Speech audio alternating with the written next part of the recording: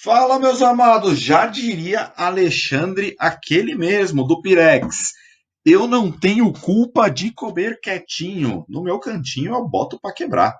É isso aí, galera. Então a gente falou um pouco sobre o olho humano, né? A gente tem diversos outros instrumentos ópticos. Para quê? Para melhorar a visualização, tudo bem? Principalmente em situações onde o objeto está muito distante da gente, onde o objeto é muito pequeno, tá? E esses instrumentos ópticos, eles são divididos em dois tipos, tá? Instrumentos de projeção, tudo bem? Todo instrumento de projeção vai ter uma imagem real. Essa imagem real vai ser projetada para você visualizar. Tá? O maior exemplo que a gente tem é o nosso projetor de slides, né? O nosso data show, projetor, retroprojetor, seja lá como você queira chamar, e as nossas filmadoras. Eu trouxe aqui um fenômeno dos anos 2000, a nossa TechPix, que era filmadora, câmera digital, MP3, MP4, barbeadora, senador, deputado, e ao mesmo tempo ele também criava o seu filho, tá? Instrumentos de observação, pessoal, eles vão ter uma imagem virtual. Então, a imagem não vai ser formada a partir dos raios de luz. A imagem será formada a partir do prolongamento dos raios de luz, tudo bem? E aí, o que acontece? Exemplos clássicos que a gente tem são as lupas e os microscópios, tudo bem? Então, nesse caso, eu estou utilizando uma imagem virtual para conseguir visualizar o meu objeto, beleza? Meus queridos, vou falar bem rapidinho sobre cada um deles, né, o funcionamento de cada um deles, tá? Iniciando pelos instrumentos de projeção, que são aqueles instrumentos onde eu tenho uma imagem real formada, tá? E o primeiro ponto que eu queria tocar com vocês aqui é a câmera fotográfica, tá? Pessoal, o que acontece? A câmera fotográfica, ela funciona basicamente como uma câmera escura, ok? Só que é o seguinte, no orifício dessa câmera escura, você coloca uma lente convergente. Essa lente convergente, por natureza, ela vai acabar formando uma imagem invertida do que você tem do objeto, tá? E aí, a partir disso, a câmera reverte a imagem, tá? E aí, a imagem sendo revertida, você consegue obter a fotografia da maneira que você quer, tudo bem? Galera, quando a gente fala de lente objetiva, o que a gente está querendo dizer? A gente está falando sobre o conjunto de lentes que está apontando para o objeto, tudo bem? Então, assim, as lentes objetivas, elas têm como função dentro da câmera fotográfica a partir de processos de aproximação e de distanciamento entre elas, né, geralmente são mais do que uma, você consegue focalizar a cena, você consegue melhorar a qualidade da sua imagem e por aí vai, tá? Esse desenho aqui mostra muito bem como que funciona, né? Como que é formado no anteparo da câmera, tá? E depois a reversão é feita na hora da revelação, tudo bem? Meus queridos, projetor de slides, a gente está muito acostumado a ver projetor de slides, tá? E aí, o que acontece? No caso do projetor de slides, eu tenho uma lente convergente também, tá? Só que é o seguinte, quando eu chego na lente objetiva, quando eu chego aqui na minha lente objetiva, eu tenho um centro de curvatura muito parecido com espelho côncavo, tá? Então, assim, eu vou ter um conjunto de espelhos aqui dentro, basicamente, tá? Aqui na minha lente, os raios serão dispersos, tá? E inicialmente eu tenho os raios sendo convertidos para um único ponto, tudo bem? Então o que acontece? Os raios primeiro são convertidos para um único ponto para você ter um foco, né, da sua imagem, tudo bem? E depois, para você aumentar de tamanho, você diverge esses raios, tá bom? Então você tem, no fim das contas, uma lente convergente, tá? Essa lente convergente, ela pode ser objetiva, ela pode estar virada para o objeto, tá?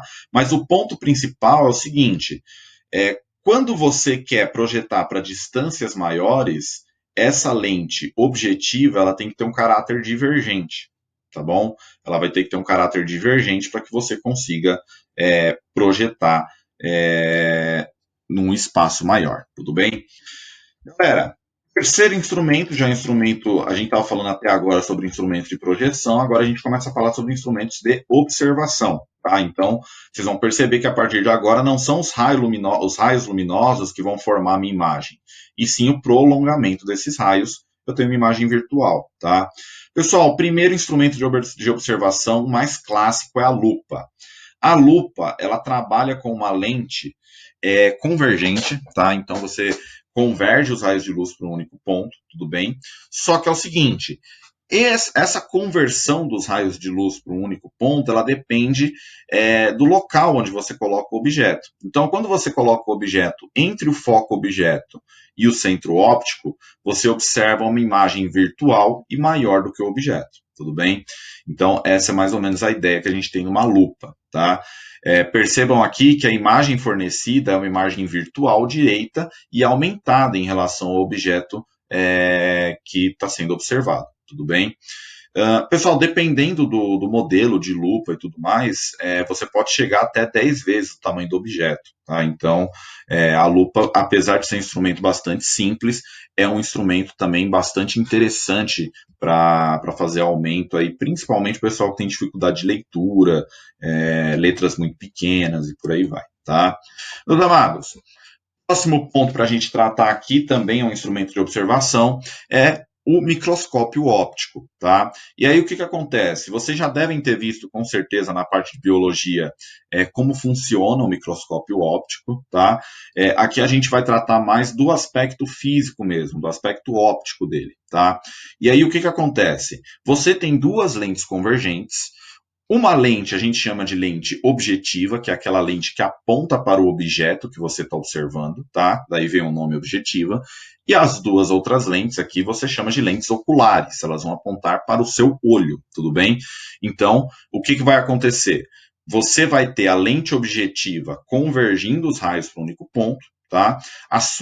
Vai chegar um ponto onde a sua lente ocular vai divergir esses raios e você vai conseguir aumentar a sua imagem, tudo bem?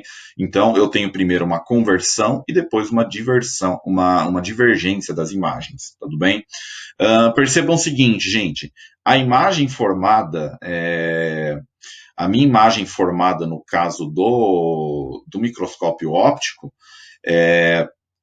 ela é uma imagem que depende do prolongamento dos raios de luz. Ó. A imagem está sendo formada aqui embaixo, ela não está sendo formada no olho da pessoa. Então, ó, justamente pelo fato de eu estar tendo duas lentes convergentes, ó, essa primeira lente faz esse processo de convergência e essa segunda lente faz esse processo de convergência, eu tenho uma imagem virtual sendo formada, tudo bem?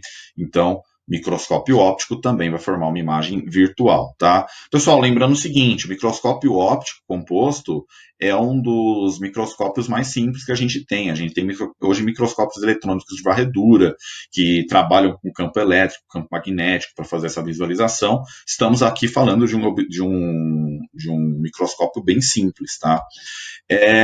Galera, temos as lunetas, tá? As lunetas têm como função básica aí a observação não de objetos pequenos, mas sim de objetos extremamente distantes, tá? Você tem uma lente objetiva, que é a lente que está apontando para o objeto, e você tem uma lente ocular, que é a lente que aponta para o teu olho, tudo bem? E tem dois grupos principais de lunetas que a gente vai estudar aqui. Lunetas astronômicas, usada basicamente para grandes distâncias, e lunetas terrestres, usada para distâncias um pouco menores, tá? Galera, no caso da luneta astronômica, o que acontece? Eu tenho duas lentes, né? Eu tenho a lente ocular e a lente objetiva, ok? Eu estou convergindo os meus raios de luz para um único ponto, tudo bem? Eu estou fazendo essa conversão aqui, tá? E dessa conversão eu consigo gerar uma imagem que é maior do que o objeto, tá? Uma imagem que é maior do que o objeto quando visualizado em olho nu, tudo bem? O único problema é o seguinte, a imagem ela é virtual, porque ela é formada pelo prolongamento dos raios de luz, e percebam que a imagem é formada de forma invertida, tá?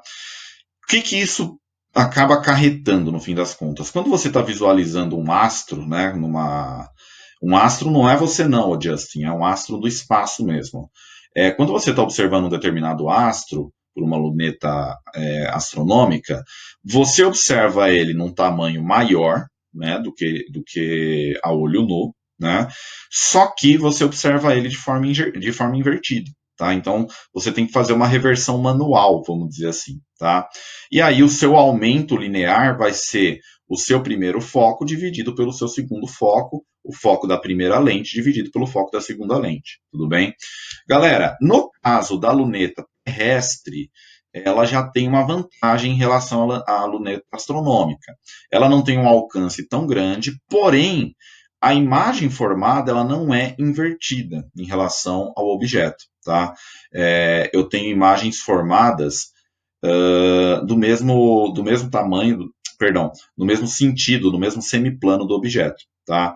Então, se você perceber aqui, ó, eu tenho uma lente que é objetiva, tá? Nesse caso.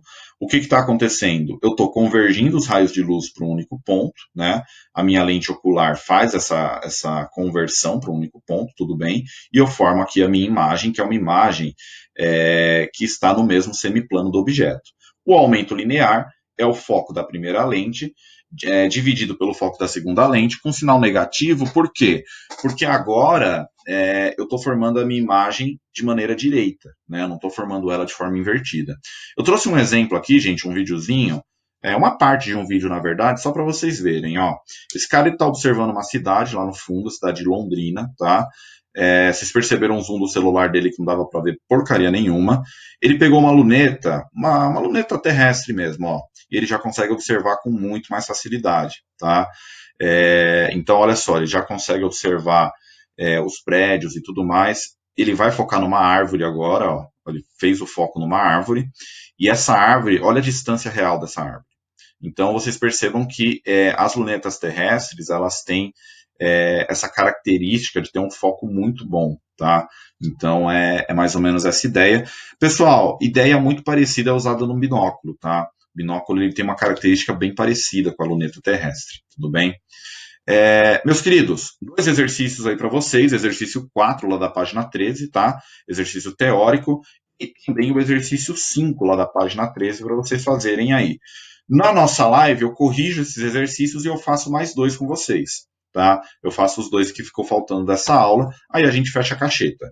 E sobra para vocês fazerem, não tem orientação de estudos essa semana para vocês me entregarem, vocês vão dar uma lida no capítulo 13, tá? E vocês vão realizar as atividades lá do portal do SAS, tudo bem?